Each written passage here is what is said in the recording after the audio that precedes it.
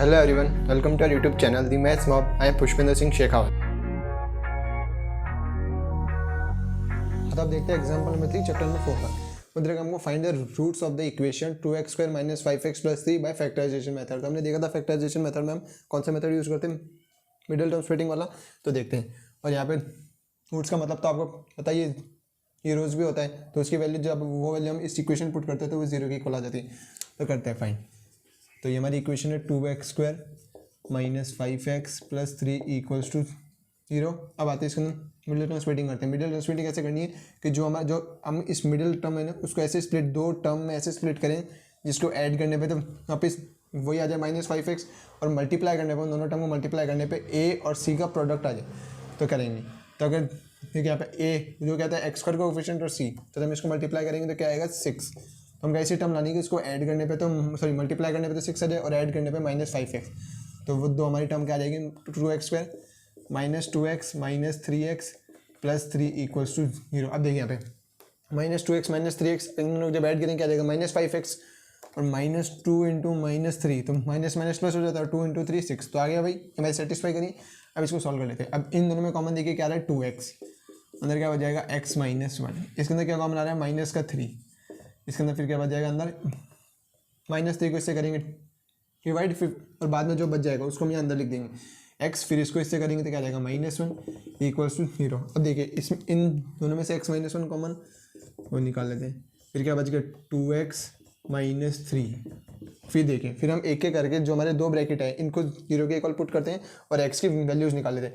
और हमको एक चीज़ पता है कि जितनी इक्वेशन की हाईएस्ट पावर होगी उतने उसके रूट्स होंगे या फिर हीरोज होंगे। तो यहाँ पे देखिए इसकी हाईएस्ट पावर क्या है 2, तो इसके कितने रूट्स आएंगे 2 आएंगे। तो एक तो इससे आ जाएगा और एक इससे आ जाएगा। फाइंड कर लेते थे x - 1 = 0, यहाँ से x की वैल्यू क्या आ गई 1, और एक बार 2x - 3 = 0, तो यहाँ से x की वैल्यू क्या 2x = 3, x = 3/2। तो ये आ गए इसके क्या रूट्स आ गए इक्वेशन के। एक तो x = 1 और एक बार x = 3/2। ये हो गया एग्जाम्पल नंबर 3 कंप्लीट। हाँ, तो अब देखते हैं एग्जाम्पल नंबर 4। देखा find the roots of the quadratic equation. हमको इक्वेशन देकर इसके फाइंड करते हैं। तो जो हमने जो प्रीवियस एग्जाम्पल नंबर 3 में करा था, तो जिस मेथड से उसको करा था उसी मेथड से करेंगे। तो करते हैं, तो किससे करेंगे बाय फैक्टराइजेशन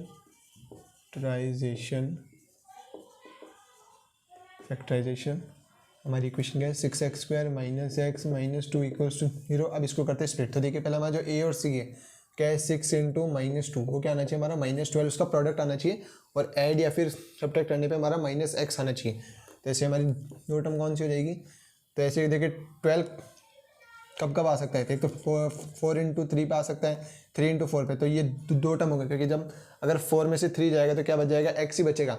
अगर हम वो देख लेंगे, बस साइन होंगे डिफरेंट। तो यहाँ पे हम क्या ले लेते हैं प्लस का 3x और माइनस का 4x - 2 = 0। अब देखिए जब इनको ऐड करेंगे माइनस का 4x और प्लस का 3x, तो क्या आ जाएगा -x, और -4 × प्लस का 3 क्या आ जाएगा -12। तो ये हो गया हमारी इक्वेशन। अब इसको कर लेते हैं सॉल्व। तो इसमें से कॉमन आ जाएगा 3x, अंदर क्या हो जाएगा 2x + 1, इसमें से कॉमन आ जाएगा माइनस का 2, अंदर क्या हो जाएगा 2x + 1 = 0 के चल रही।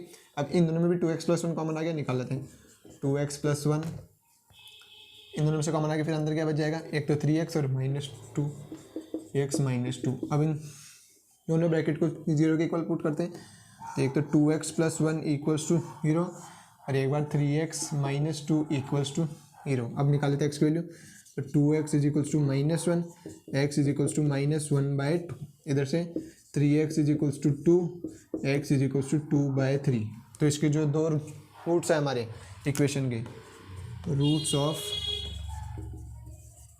इक्वेशन, वो हमारी इक्वेशन आ जाएगी। यहाँ पे क्या आ जाएंगे r -1, 2 सॉरी -1/2 एंड 2/3। तो ये हमारा एग्जाम्पल नंबर 4। हाँ, तब देखते हैं example number 5। Find the root of the quadratic equation. भाई हमको इक्वेशन दे रखी है। अब इसका अंदर देखिए बस सिर्फ अंडर रूट आ गया। अब उसको कैसे सॉल्व करते हैं वो देखते हैं। अब हमारी इक्वेशन क्या है 3x² - 2√6x + 2 = 0। अब यहाँ पे हम मिडिल रूटिंग कैसे लगाएंगे कि पहले हमको ये वो ढूंढना पड़ेगा कि इन दोनों की ऐसी कौन सी टर्म आएगी जिसको मल्टीप्लाई करने पे 2√6 है, इसलिए हम यहाँ पे एक सिंपली मेथड देखते हैं। तो ये हमारा क्या दे रखा है, 3x² माइनस ये दे रखा है 2√6। तो एक बार इसको ओपन कर देते हैं ऐसे, √6x माइनस √6x प्लस 2, वही सेम बात है, -2√6। और ये मैंने बस इसको थोड़ा सा ओपन करके लिख दिया। अब देखिए इसके अंदर हम 3 को ऐसे भी नोट डाउन कर सकते हैं, √3 इंटू √3x², सही है। और फिर √6 को भी ऐसे नोट डाउन कर सकते हैं, √3 इंटू √2x माइनस इसको भी ऐसे लिख देते हैं, √3 इंटू √2x प्लस इस 2 को भी हम ऐसे कर सकते हैं नोट डाउन, √2 इंटू √2, क्योंकि √2 इंटू √2 क्या होता है 2, तो यही सेम चीज़ हमने लिख ली। अब देखिए इसके अंदर हमारे पास डायरेक्ट कॉमन आ रहा है, इन दोनों में हमारे पास क्या कॉमन आ रहा है, √3, तो कॉमन निकाल लेते हैं, √3x कॉमन निकालेंगे, यहाँ क्या बच जाएगा फिर √3x, क्योंकि x² था, एक x बाहर आ गया, माइनस फिर यहाँ क्या बच गया सिर्फ √2, क्योंकि √3x तो कॉमन निकाल लिया, ये क्या बच गया ओनली √2। फिर अब आएगा, फिर अब इन दोनों में से हम क्या कॉमन लेंगे, माइनस, क्योंकि हमको देखिए यहाँ पे सेम ब्रैकेट बना था, तो हम उसी हिसाब से साइन वाली टर्म में कॉमन लेंगे। तो अब इसमें से क्या कॉमन लेंगे हम, माइनस का √2 कॉमन लेंगे, तो माइनस का √2 कॉमन लिया, इसमें से माइनस का √2 कॉमन आते हैं, क्या बच जाएगा सिर्फ प्लस का √3x। अब फिर इसमें से माइनस का √2 कॉमन लिया, तो यहाँ पे क्या बच जाएगा, माइनस का √2। अब देखिए यहाँ के हमारे सेम ब्रैकेट और इक्वल्स टू में क्या चल रहा है 0, क्योंकि अब देखिए इसमें √3x माइनस √2 दोनों हमारा कॉमन निकाल लेते हैं, √3x माइनस √2, ये आ गया कॉमन, फिर अंदर क्या बच जाएगा भाई √3x माइनस √2। तो देखिए इसकी तो सेम टू सेम हमारे हीरोज, तो एक काम करते हैं, एक को हम रख लेते हैं इसके इक्वल 0 के, तो √3x minus √2 equals to 0, √3x is equals to √2 और x इज इक्वल्स टू √2/√3। इसके बाद फिर से लिख देते हैं,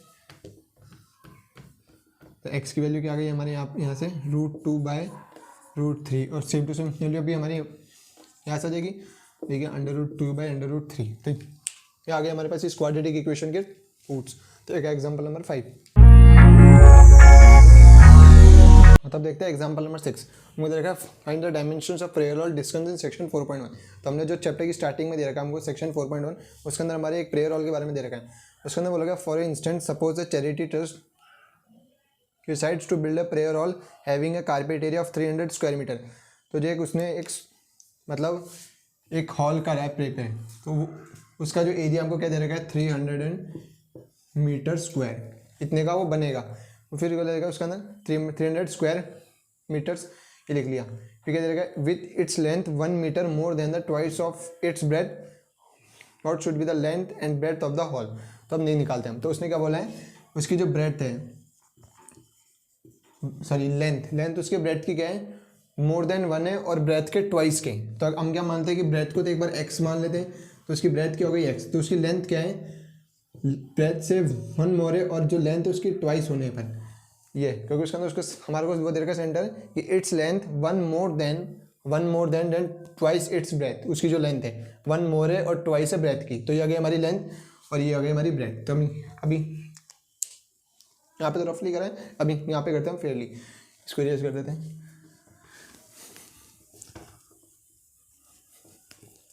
देखते हैं यहाँ पे तो हमने क्या करेंगे, let the breadth of prayer hall is x metre and let the length of prayer hall भी क्या आ जाएगी वो 2x + 1 मीटर। ये हो गया। अब देखिए हमको उसका एरिया क्या दे रखा है, एरिया ऑफ प्रेयर हॉल वो हमको दे रखा है 300 मीटर स्क्वायर, ये दे रखा है। अब देखिए जो और वो देखिए अगर यहाँ से पता लग रहा है कि वो रेक्टेंगल की शेप में, तो रेक्टेंगल का एरिया क्या होता है L × B, तो क्या होता है एरिया ऑफ रेक्टेंगल। तो यहाँ पे रेक्टेंगल की जगह हम क्या करेंगे प्रेयर हॉल लिख देंगे। तो एरिया ऑफ प्रेयर हॉल ये दे रखा हमको 300 मीटर स्क्वायर। अब यहाँ पे क्या आ जाएगा L × B और इसकी जगह क्या आ जाएगा 300 मीटर स्क्वायर। तो L को हमने क्या करा सपोज x मीटर, तो x लिख देंगे यहाँ पे, और सॉरी ब्रेथ को x मीटर लिखा है और लेंथ हमने क्या ली है 2x + 1। तो यहाँ से आ जाएगा हमारा एरिया, तो ये हो गया। अब इसको कर लेते हैं हम सॉल्व।